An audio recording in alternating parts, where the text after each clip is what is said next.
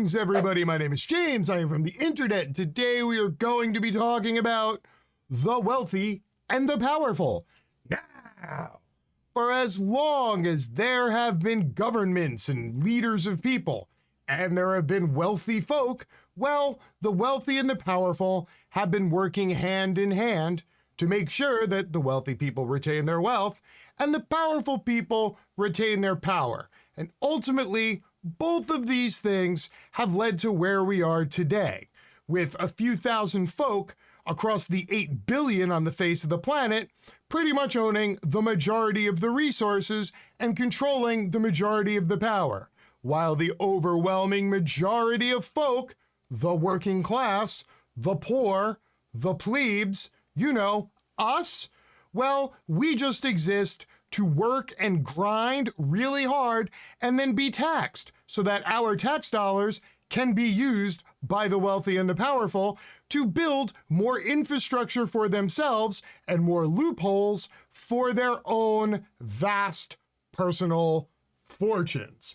What I would like to do today is show you what a new blip on the radar of exactly what these wealthy people are up to looks like, and then I'm going to briefly discuss where we are and what's going to come of this. So, get ready to be pissed off, people, because here's another tale of the wealthy telling you to go fuck yourself. Here we go! A major document leak revealed alleged offshore wealth hidden by 330 global officials, totaling up to $32 trillion worth of assets. The Pandora Papers, as they're being called, compiled by the ICIJ, revealed tax haven assets of more than 35 world leaders, former leaders such as Tony Blair, friends of leaders such as the inner circle of Vladimir Putin, and of course, more than 100 billionaires who also happen to be celebrities. You know, the people who you endorse every day by retweeting their tweets and talking about how awesome they are at singing or dancing or playing sport ball. Yeah, all those people combined have managed to siphon another $32 trillion out of the global economy, place it offshore where it cannot be taxed or used. It just sits as a giant cudgel for the wealthy to hold on to and occasionally point at and remind you that if they choose, they can squash you like a bug with the anvil of their enormous wealth. Hundreds of world leaders, powerful politicians, billionaires, celebrities, religious leaders, and drug dealers have been hiding their investments in mansions, exclusive beachfront property, yachts, and other assets for the past quarter century, according to a review of nearly 12 million files obtained from 14 different firms located around the world. The report released Sunday by the International Consortium of Investigative Journalists involved 600 journalists from 150 media outlets in 117 countries, being dubbed the Pandora Papers because the findings shed light on the previously hidden dealings of the elite and the corrupt, and how they have used offshore accounts to shield assets collectively worth trillions of dollars. Now, the worst part about this is that as shocking as those words are, I'm going to pretty much guess that none of you are astounded by this. I am going to assume that most of you are sitting at home going, oh, wait, rich, powerful people are just socking money away and not paying taxes? Shocker. Total shocker. And that, in and of itself, leads to a larger problem that we'll discuss at the end here. Current and former politicians identified as beneficiaries of the secret accounts include Jordan's King Abdullah II, former UK Prime Minister Tony Blair, Czech Republic Prime Minister Andrej Babis, Kenyan President Uhuru Kenyatta, Ecuador's President Guillermo Lasso, and associates of both Pakistani Prime Minister Imran Khan and Russian President Vladimir Putin. The billionaires called out in the report include Turkish construction mogul Ermin Ilyich and Robert T. Brockman, the former CEO of Reynolds & Reynolds. Many of the accounts were designed to evade taxes and conceal assets for other shady reasons. Quote, "The new data leak must be a wake-up call," said Sven Giegold, a Green Party lawmaker in the European Parliament. "Global tax evasion fuels global inequality. We need to expand and sharpen the countermeasures now." And to this, I would tell Sven that we needed to sharpen countermeasures hundreds of years ago, essentially for as long as we've had organized governments and wealthy individuals. But it's almost like the systems that are put in place by the powerful people in governments that are paid for by wealthy individuals sort of go out of their way to keep that from happening. Oxfam International, a British consortium of charities, applauded the Pandora Papers for exposing brazen examples of greed that deprive countries of tax revenue that could be used to finance programs and projects for the greater good. Quote, "This is where our missing hospitals are. This is where the pay packets sit of all the extra teachers and firefighters and public servants we need. Whenever a politician or a business leader claims there's no money to pay for climate damage or innovation, for more and better jobs, or for fair post-COVID recovery, for more overseas aid, they know where to look. Of course they know where to look, but they're not going to go take it and spend it. That would be ridiculous. Do you not know how wealthy and powerful people work? This is the whole point. The wealthy people don't give a fuck if the masses have enough teachers or enough doctors.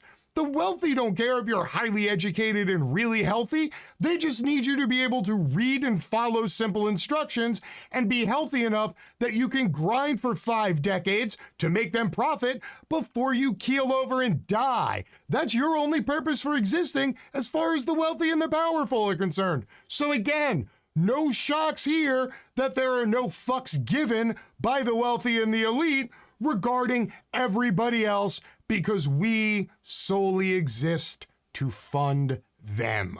The latest innovation dug into accounts registered in familiar offshore havens, including the British Virgin Islands, Hong Kong, and Belize. But some of the secret accounts were also scattered around in trusts set up in the United States of America, including 81 separate trusts in South Dakota and 37 in Florida. Some of the initial findings released Sunday painted a sordid picture of the prominent people involved. For instance, King Abdullah II of Jordan set up at least 3 dozen shell companies, helping the monarch buy 14 homes worth more than $106 million in the US and the UK. One was a $23 million California ocean view property bought in 2017 through a British Virgin Islands company. The advisors were identified as an English accountant in Switzerland and lawyers in the British Virgin Islands. There was no immediate comment from Jordan's royal palace. What would he have to comment about? He totally siphoned hundreds of millions of dollars into offshore accounts and then used them to buy bougie-ass beach houses in Malibu. Now, of course, beach houses in Malibu are very strictly protected by all the local police, all the fucking firemen who keep the fires from spreading and burning up wealthy places. But, of course, the same wealthy people who own those properties, which are served by public utilities, don't pay dick in taxes, because public utilities and public services are paid for by the poor. Tony Blair, the UK Prime Minister from 1997 to 2007, became the owner of an $8.8 million Victorian building by buying a British Virgin Islands company that held the property, and the building now hosts the law firm of his wife. The two bought the company from the family of Bahrain's Industry and Tourism Minister Zayed bin Rashad Al Zalani. Buying the company shares instead of the London building saved the Blairs more than $400,000 in property taxes. Of course it did. The wealthy don't pay property taxes. The working class does. The consortium of journalists revealed that Putin's image maker and chief executive of Russian leading TV station Konstantin Ernst got a discount to buy and develop Soviet-era cinemas and surrounding property in Moscow after he directed the 2014 Winter Olympics in Sochi. Ernst told the organization the deal wasn't secret and denied suggestions he was given special treatment. Of course, this specific report from ABC News is also leaving out the fact that Putin's baby mama also got a $3 million flat in Monaco, just months after her child, who is now 18 years old, was born. You know, Putin's child. He just doesn't publicly admit it. But don't worry, Putin had enough money stashed offshore between all his buddies to just, transfer some funds around and then, get a property in Monaco from somebody else who also had it held offshore. And just like that, Putin's baby mama is living like a queen, and Putin's hands are totally clean. Also, unless you have a death wish, I wouldn't go out of my way to really push Putin for details on this specific deal. All the way back in 2009, Czech Prime Minister Andrej Babis put $22 million into shell companies to buy a chateau property in a hilltop village in France near Cannes. The investigation found the shell companies and the chateau were not disclosed in Babis's required asset declarations, according to documents obtained by a journalism group. Why? Because the wealthy people aren't going to just tell you how wealthy they are. In fact, wealthy people spend millions of dollars every year to lobby for rules, laws, and regulations that make it impossible for everybody else to know just how wealthy the uber wealthy are. And finally, if any of this sort of sounds familiar, if you're like, is this like fucking Groundhog Day? Has this shit happened before? I feel like this happened before. Well, you would not be wrong, and it's not Groundhog Day.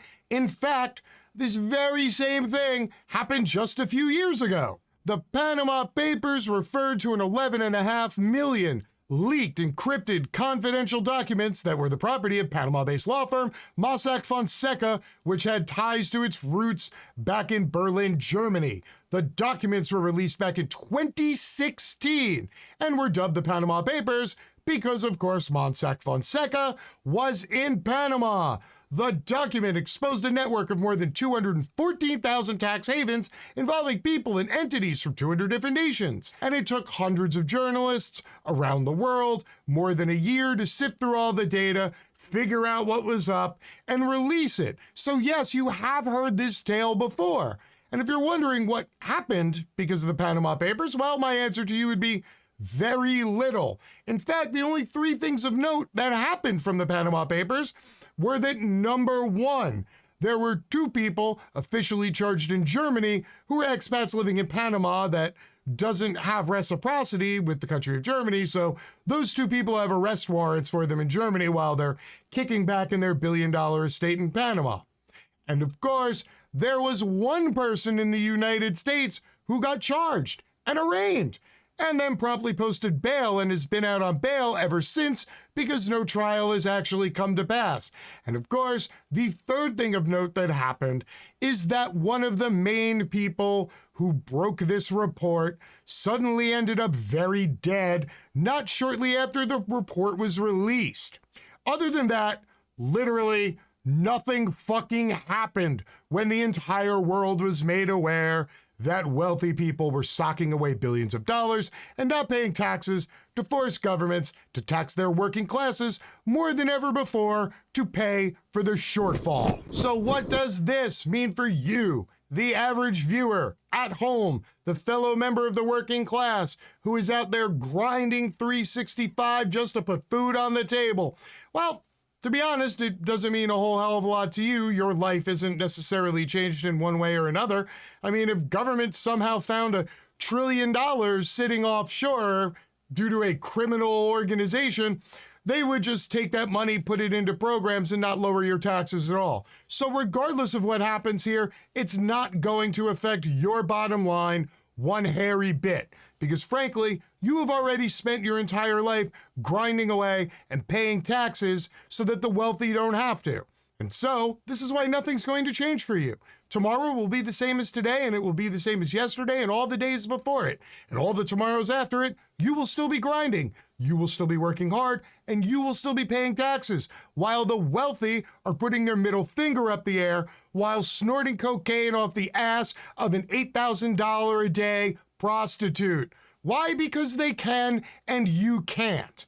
So, I would like to remind you all that unless every single man, woman, and child in this country is willing to get on board with voting out every single fucking elected representative in government for, I don't know, 4 or 5 straight elections until government gets the idea that they have to be forced to put all sorts of restrictions in place on themselves and the wealthy, well then, you only have 2 other choices. One is calling for a full general strike and completely bringing the economy to a grinding halt until shit changes, or B, you can just keep grinding until you become mulch. It's okay, we're human beings, we are a self-replicating resource, and the wealthy don't have to do a whole hell of a lot to replenish their stock of working class folk to do menial labor and to spend money on menial crap so that they can take all the profits, sock it offshore, then buy properties around the world, pay no taxes, and keep it all hidden from you.